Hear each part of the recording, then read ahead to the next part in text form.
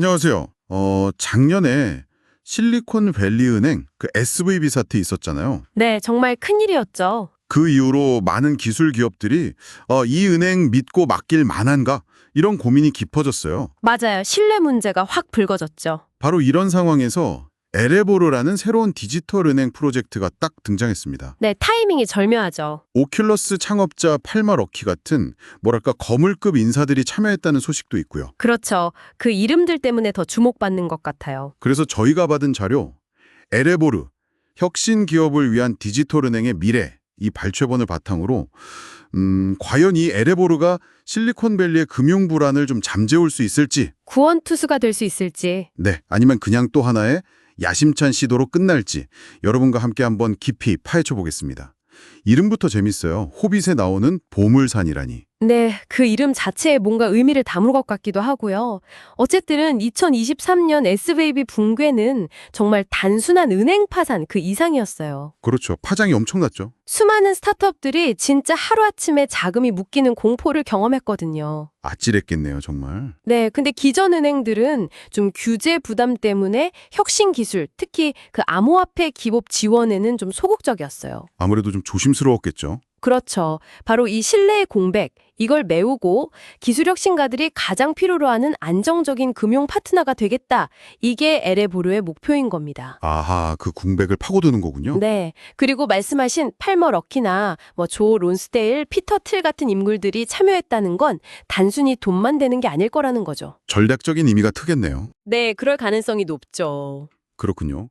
그럼 에레보르가 구체적으로 어떤 은행을 만들려는 걸까요?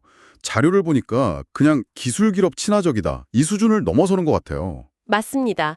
그 암호화폐 기업들이 겪는 실질적인 어려움들 있잖아요. 네. 예를 들면 어떤 거죠?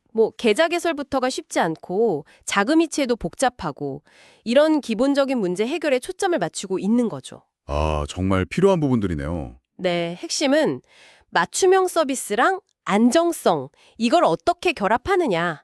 전통적인 예금 서비스는 당연히 하고요. 네네. 여기서 정말 중요한 포인트는 달러 같은 실물 자산의 가치가 고정된 스테이블 코인 있잖아요. 네, 스테이블 코인이요? 그 예치를 공식적으로 지원한다는 겁니다. 오, 그게 공식 지원이 된다고요? 네. 이게 암호화폐 기업 입장에서는 엄청난 변화죠. 24시간 실시간으로 자금 관리하고 글로벌 송금도 훨씬 편해지고요. 하나의 은행 계좌에서 다 해결된다는 거네요. 그렇죠. 마치 기존 은행 시스템에 최첨단 인터페이스를 딱 붙이는 그런 시도처럼 보여요. 와, 스테이블 코인 예치라니 상당히 혁신적인데 근데 동시에 이거 규제 당국 입장에서는 엄청 민감하게 볼 수도 있는 부분 아닌가요? 아주 정확한 지적이십니다. 네. 이 균형은 어떻게 잡으려고 하는 걸까요? 바로 그래서 에레보르가 내건 목표가 가장 규제된 스테이블 코인 은행이 되겠다는 거예요. 가장 규제된, 오히려 더. 네. 역설적이지만 그게 신뢰를 얻는 방법이라고 본 거죠. 그래서 연방정부 감독을 받는 국가은행인가를 신청 중이고요. 아, 국가은행인가? 그게 중요하군요. 그렇죠. 그리고 예금 대비 대출 비율, 이걸 50% 이하로 아주 보수적으로 가져가겠다고 해요. 50%예요? 와, 그건 정말... 네. SVB 사태 때 워낙 크게 되었으니까요. 그리고 블록체인 기술을 활용해서 자금 흐름 투명성도 높이겠다. 이렇게 강조하고 있습니다. 그러니까 신뢰 문제를 정면으로 돌파하겠다 이런 전략이군요. 맞습니다. 혁신적인 서비스는 제공하되 강력한 규제 준수랑 내부 통제로 안정성을 확보하겠다. 이런 의지가 보이는 거죠. 와, 예대율 50% 이하라니 정말 파격적으로 보수적인 접근이네요. 운영진도 이런 방향성에 좀 맞춰서 구성이 됐겠죠, 그럼. 네. 경영진 면면을 보면 그 전문성을 확보하려는 노력이 딱 보여요. 그 USDC 스테이블 코인 발행사 서클 출신 있잖아요. 제이콥 허시만. 네, 서클. 그리고 컴플라이언스 전문가인 오웬 라파포트. 이 두 사람이 공동 CEO를 맡고요. 아, 기술과 규제 쪽이네요. 그렇죠. 그리고 전통은행인 벨리 매셔널 뱅크 임원 출신 마이크 헤이그돈이 사장을 맡았어요. 기술, 금융, 규제 준수 역량을 다 갖춘 팀을 꾸린 셈이죠. 정말 드림팀 같은 느낌인데요. 네, 그런 인상을 주죠. 그리고 파운더스 펀드나 8VC 같은 유명 VC들로부터 20억 달러 가치로 2억 2,500만 달러 이상 투자를 유치 중이라는 점도 주목할 만하고요. 와, 규모가 상당하네요. 네, 아까 말씀드린 팔머 럭키나 피터 티 같은 사람들은 단순 투자자를 넘어서 아마 전략적인 방향 설정에도 깊이 관여할 것으로 보입니다. 일종의 후견인 역할까지 하는 거군요. 네, 그렇게 볼 수 있겠죠. 그럼 이들을 주로 공략하려는 고객은 누굴까요? 실리콘밸리 스타트업이나 암호화폐 기업 말고 또 있나요? 물론 핵심은 그들이죠. 실리콘밸리 기술 스타트업, 그리고 암호화폐, 블록체인 기업들. 네. 이 사람들은 기존 은행에서 얻기 힘들었던 실시간 결제난, 스테이블 코인 통합 관리, 24시간 자금 접근성 이런 걸 원하거든요. 확실히 니즈가 있겠네요. 네.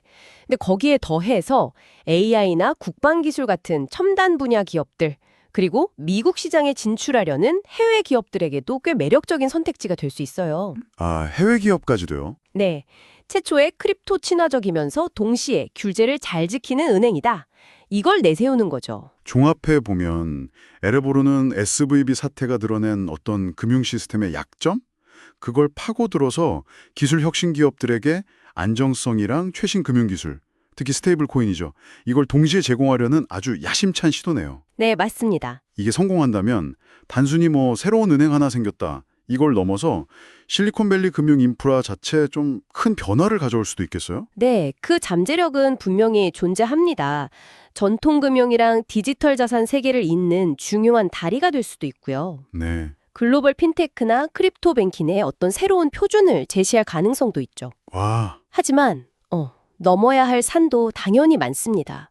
일단 까다로운 규제 당국의 최종 승인을 받아야 하고요. 그게 가장 큰 허들이겠네요. 그렇죠.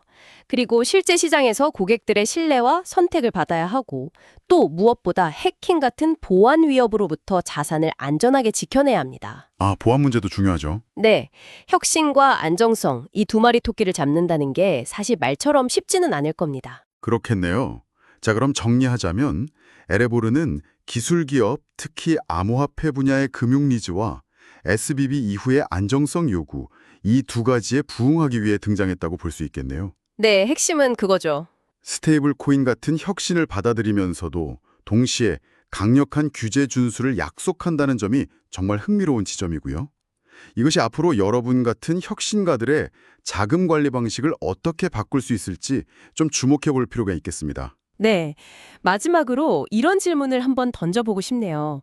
에레보르는 가장 규제된 스테이블 코인 은행을 목표로 한다고 밝혔잖아요. 네, 그 점이 인상 깊었어요. 근데 과거에 암호화폐 관련 금융 사고들도 많았고 여전히 규제 문턱은 높거든요. 그렇죠. 과연 이들이 혁신가들과 규제 당국, 이 양쪽 모두로부터 지속적인 신뢰를 얻기 위해선 무엇이 더 필요할까요? 단순히 규정을 잘 지키는 것, 그 이상의 무언가가 필요하지 않을까? 아, 의미심장한 질문이네요. 네, 여러분도 한번 생각해 보시면 좋겠습니다.